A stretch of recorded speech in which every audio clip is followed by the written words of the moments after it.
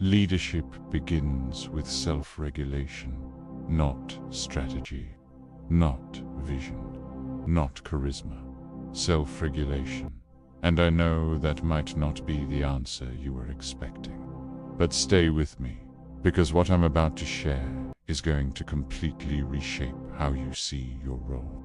Because here's what nobody tells you. Your nervous system becomes the nervous system of your entire team. Your internal state, your energy, your reactivity, your groundedness radiates outward and becomes the emotional climate everyone around you is living and working inside of.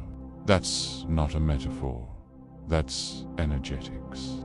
And it's the most important leadership conversation we are not having. Here's the problem. Most leadership development focuses entirely on the external. Skills, frameworks, communication models, performance metrics. But they are downstream of something deeper. Think about the last time you were in a meeting with a leader who was dysregulated, anxious, reactive, shutting down, or over-controlling. You felt it, didn't you? You didn't need them to say a word. You walked in the room and your body registered it immediately. Your own nervous system started scanning for threat. Your creativity dropped. Your willingness to speak up contracted. You went into a kind of quiet survival mode. That's the invisible cost of unregulated leadership. And it's happening in boardrooms, in team meetings, in every micro-interaction across organizations every single day. We have a leadership crisis that isn't really about strategy or talent.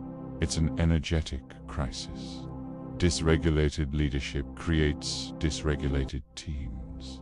And here's what makes this so hard. Most leaders have no idea this is happening. They've never been taught that their inner world is their primary instrument. The most sophisticated leadership tool you will ever have is your own nervous system. And for most, it's running on autopilot, shaped by old stories. So what does regulated leadership actually look like? And how do you cultivate it?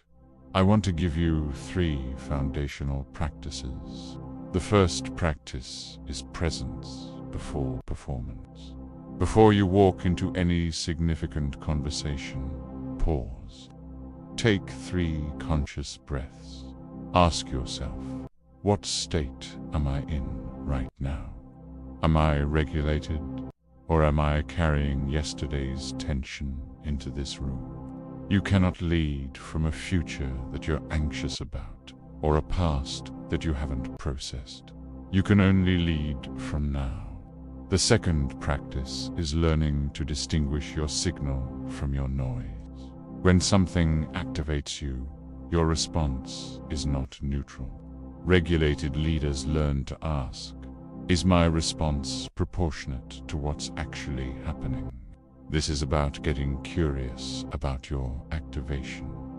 The third practice is somatic leadership, leading through the body, not just the mind. Your body holds wisdom that your intellect will always be late to. When you're in a conversation and something feels off, a tightness in your chest, that's data. Regulated leaders learn to read these somatic signals. Leadership is not a function of position. It is a function of consciousness.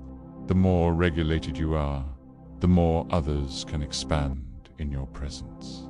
Your calm becomes permission for others to be calm. Your clarity becomes an invitation. Your groundedness creates the conditions for courage. This is the energetics of leadership. You are not just managing tasks. You are transmitting a frequency. And the coherence of your inner state is your most powerful act. This week, pick one moment where you would normally react, and instead, pause. breathe, notice your inner state. If this landed for you, share it with a leader who needs it. Subscribe for more. You are the frequency. Tend to it with reverence. I'll see you in the next one.